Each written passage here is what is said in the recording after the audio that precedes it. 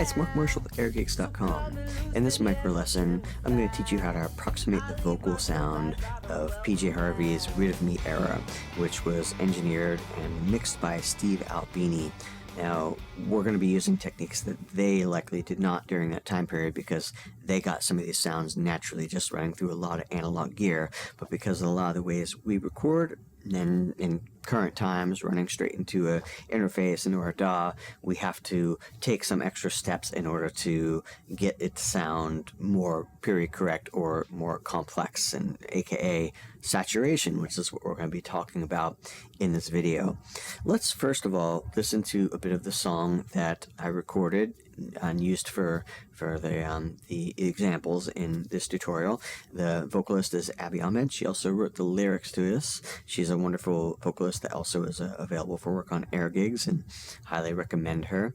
And let's check it out and see also briefly a variety of the plugins that I'm going to demonstrate throughout the video as sources to get different types of saturation from. You think that I need a reminder that you wear the big pants and the better hat. So cut me loose, then yeah, go trim the fat. I leave my goodbyes by the welcome mat.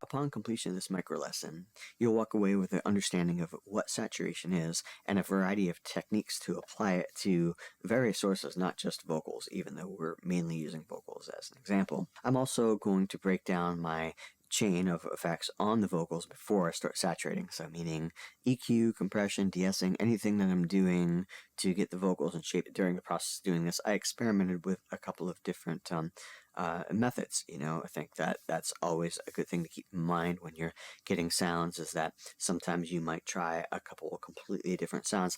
I might try a couple very different reverbs until I find the right one. I might try a halt, then I'm going to go and try a plate. And I might try a spring, and these might not just be settings on one device, but I might actually try like a lexicon reverb, like a hardware unit, or the Chase Bliss, or I might try a Demeter spring reverb that I use, just to see which one of those the characters are really popping from. So obviously this applies to saturation and EQ and everything along the way. But I'm going to run you through this, and also you're going to walk away with a vocal stem and a stem with a mix, so you can take the recording that I did and use whatever saturation effects you have to experiment and see what the results are using the same source audio that I did. I do want to give you a free tip about just getting started with saturation. So I decided I was going to open up Logic and use the stock Logic plugins to just get started and do a basic setup of saturation. So first of all, people might be asking, what is saturation? And in more of an extreme setting, people would think of saturation as being distortion, overdrive. There's a lot, like extreme forms of saturation would be fuzz and all different types of clipping. But a lot of times, there's a lot more shades to saturation than that. I think guitar players become pretty attuned to this because we use guitar amplifiers and tube amplifiers, and we turn them up so they start to what really starts happening is they start lightly compressing and they start taming the transients, which is a nice thing. And this is one thing that would happen when we'd use a lot of analog gear and we'd run through a bunch of transformers or tubes or tapes. Each time it would just gently shave off a little bit of the transient, which is often, I think, to our ears for the most part, is a very favorable sound. So since we're in digital now, we don't really run through that many phases of sort of coloration or transient taming as we used to.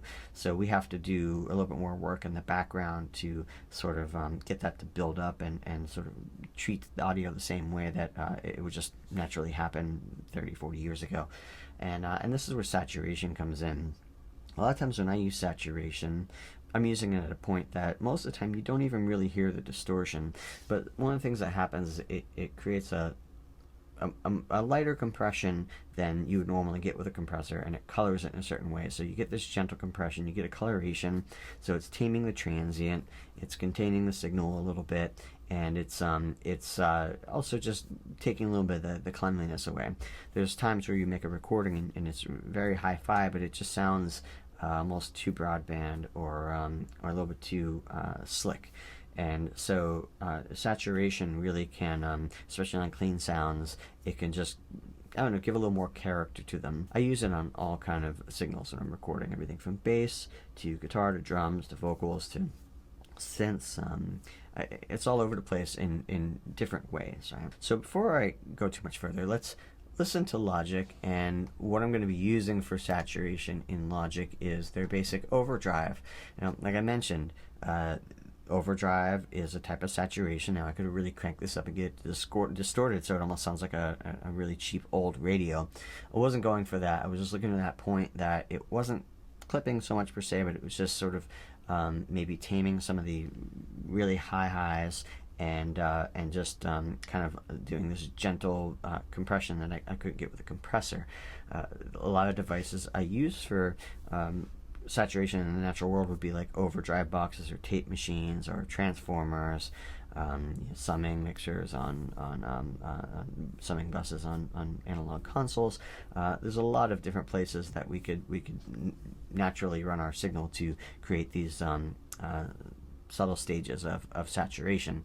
So I'm creating this using the overdrive plugin, which is pretty much like the lightest saturation plugin that Logic has, and I'm also using the basic EQ after it, and I'll kind of turn it on and off and discuss why I'm doing that. But it's not uncommon for me to put an EQ after saturation to further tweak the tone, so I'm going in stages. Before this, I do have some processing going on the vocal. When we get into the full micro lesson, I'll open up Luna, which is the main DAW that I'm using these days, and I'll start really going through the process of how I was pre-treating that. But for the purposes of this trailer, I just want to demonstrate to you some of the basic principles of saturation. So when I recorded this vocal track, I was pretty careful about my gain staging, that it was at minus 18 dBu equals 0 on the VU meter, and you can see I have a VU meter in the corner, and I'm always watching that. And this ensures that that every time I use saturation or a compression plugin, I could be consistent with how I'm using that device. If you're recording your signals and they're all over the place, it can kind of create a problem in getting plugins or analog gear to act in a predictable manner, and often that's what you want to do. Even if you want to do something weird with it, you want to at least know where that standard reference point is. And so minus 18 dBu is where a lot of analog gear is set to operate, and compressors, and there are some other gear, tape machines, that sometimes run at minus 14.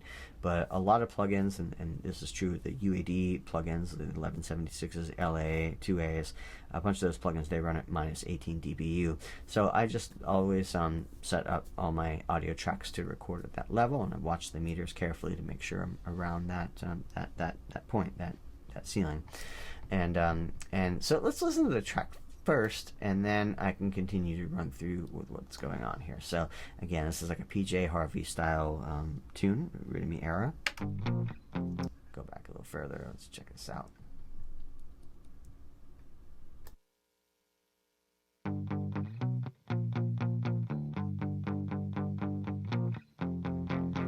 You think that I need a reminder that you wear the big pants and the better hat. So cut me loose, then yeah, go trim the fat. I leave my goodbyes by the welcome mat.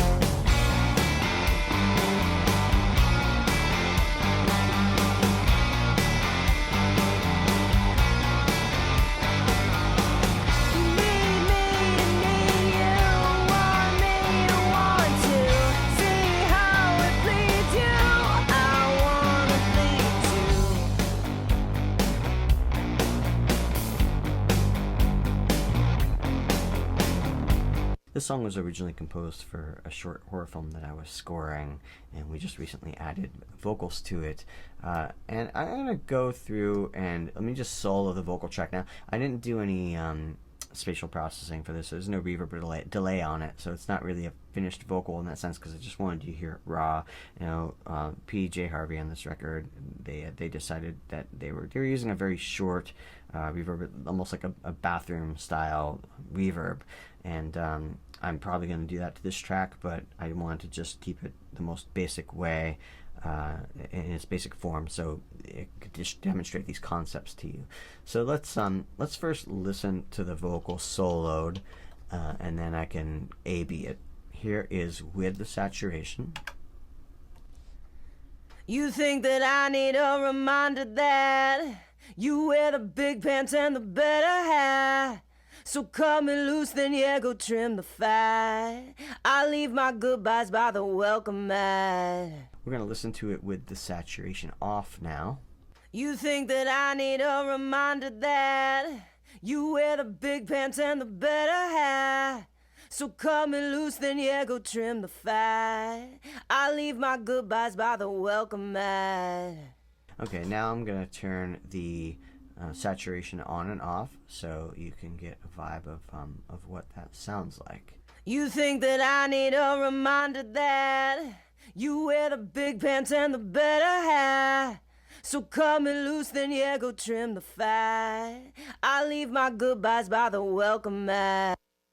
Need me to need you, want me to want to. See how it bleeds you, I wanna bleed too. Okay, now some immediately would say, wow, that's very subtle, but mixing and engineering, it very much is about being able to live in those subtleties and hear those finite differences, because those are the things that really add up to really push a sound in a great direction or not, right? So one of the things it's adding, you notice that when it's off, it's just I don't know, something a little too clean about it. It's a pretty aggressive track. It's sort of has like an angry vibe to it. So I think you want the vocal to feel like it's a little bit more on the edge, and you could hear the overdrive just like pushing a little bit in the chorus. Her voice gets a little gravelly there, and that combined with the overdrive just very subtly saturating and distorting a little bit, those two combined, it just somehow pulls the vocal a little closer and makes it a little edgier, and that's why I was using it in this case. Now this is something that you can do with a lot of different plugins, tape plugins, stuff, and we're going to get to that, but that in its core is why I'm using this, and how I feel it's enhancing the track. I have a little bit of a volume boost there, and I will, there's an output adjustment on here. I will generally try to match that as close as possible. I have like a little tiny boost on here. Ideally, you want to keep the sounds the same, so you're not being tricked that louder is better, because the mind will always do that to you. If it's louder, it's better. Louder is better. So anything that you turn on that's louder, you will sometimes confuse or being better. So try to get as close as possible, so that when you're doing the comparison, that you can be as unbiased as you can. There's a couple of adjustments on this, and obviously the drive, I don't have up a ton. Where you put the drive is going to depend on your gain staging, so this is why I was mentioning the gain staging. If I gain stage it properly, and if we do another vocal track on this and I need to set this up again, I will have a good idea about where it's going to start to get to be too much or too little. This one happens to have a tone knob on it, which really I think is just a high-end roll-off, and sometimes I may choose to use more or less of that depending on the track. If I want it to be a little less crisp, I will roll that off. But this is a real simple plugin. There's not a lot to tweak on it. And when I used the channel EQ afterwards, I dug a little bit out in the I guess this is like around the 250 range, 258 range. And I took a little bit of the lows off here. So It's not uncommon for me to put an EQ after the saturator, especially if there's not a lot of adjustments in the saturator. Some saturation plugins give you more options. One of my favorites, which I'm going to get into in the video, the full micro lesson, is the FabFilter Saturn plugin, which is going to give us a lot of control of how we saturate things. More of that to come. That actually is one of my absolute favorite saturation plugins because of its how great it sounds and its flexibility. Much more than using just this simple overdrive effect. But with that being said, sometimes the overdrive effect just sounds great. It's a sound, but it isn't always my lean to. Nor is this EQ. But if this is what you have, you can use it, and it sounds great. My point being is that it's fairly subtle, and I only took like 2.3 dB out of 258, and I have a roll off here around 58 hertz, so I'm just getting rid of some of the lows after it, because sometimes the saturation plugin can accentuate certain frequencies, and I may want them or may not want them. So I might want the saturation and the thickness, more it makes the saturation makes the sound more harmonically rich.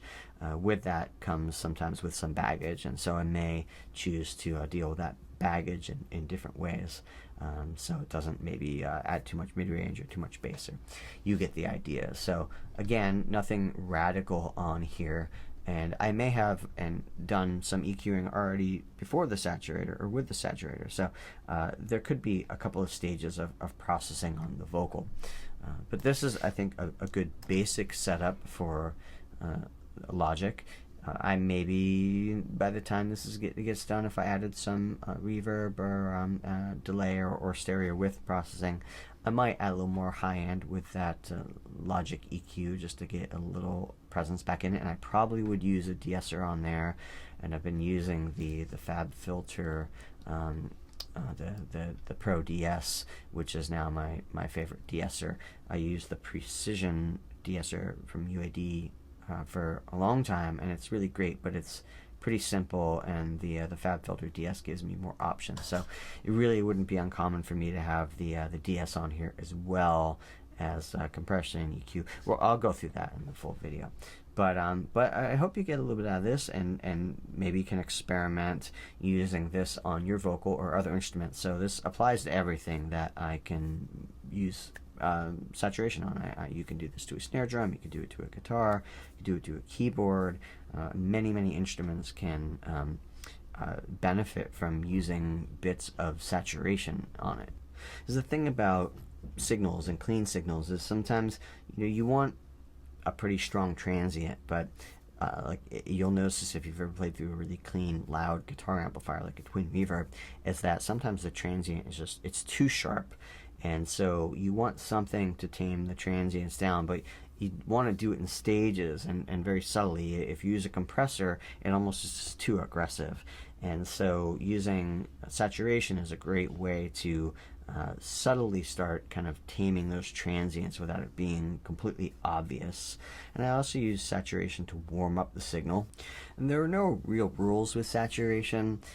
For me, when I'm using it for coloration, most of the time, if you're just really starting to hear the distortion, then for me it's too much, unless I'm going for that effect. But again, I think it's important to spend some time using saturation with different instruments or different vocalists, or even if it's just you going to all extremes with it, so you can really recognize when that saturation starts kicking in, so you can hear those small subtleties and the adjustments you're making, because that's really where you want to get. You want to get to the point that you can hear those subtle movements and know how it's affecting everything in the mix. And as always, you want to be checking things in the mix. So actually, let's listen to this. I'm going to unsolo it, and I am going to take the actually, let's play it soloed one more time, and I'm going to take the EQ off, and you can hear what that is doing. You think that I need a reminder that you wear the big pants and the better hat. So cut me loose, then yeah, go trim the fat. I leave my goodbyes by the well. It just takes a little of the mud out. I think I wanted it to sit a little tighter in the track, and it was a little boomier without the EQ. Let's hear it in the track. You think that I need a reminder that You wear the big pants and the better hat. So cut me loose then. It's real subtle. I'm going to turn the saturation off and on now in the track. You think that I need a reminder that you wear the big pants and the better hat. So cut me loose then, yeah, go trim the fat. I leave my goodbyes by the welcome mat. Need me to need you, want me to want to.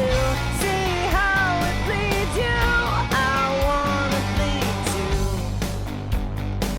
I don't know, it's there's just something about it when it's clean, it just sounds a little too polite or something. So when the overdrive or the saturation is in, it just brings something to it that sort of matches the sentiment of the song. Well, I hope you'll join me for the micro lesson and follow along and see some more of the advanced techniques that I'm using to get more coloration and character into this vocal track, the style of PJ Harvey. So I hope to see you there, and as always, reach out to me. You know, I'm always giving lessons on recording and production.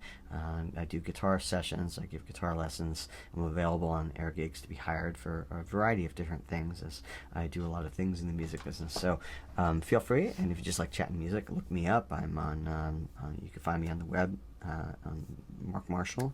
I have a couple different websites, and I'm on various social media. So hit me up, and I hope to see you in the next lesson.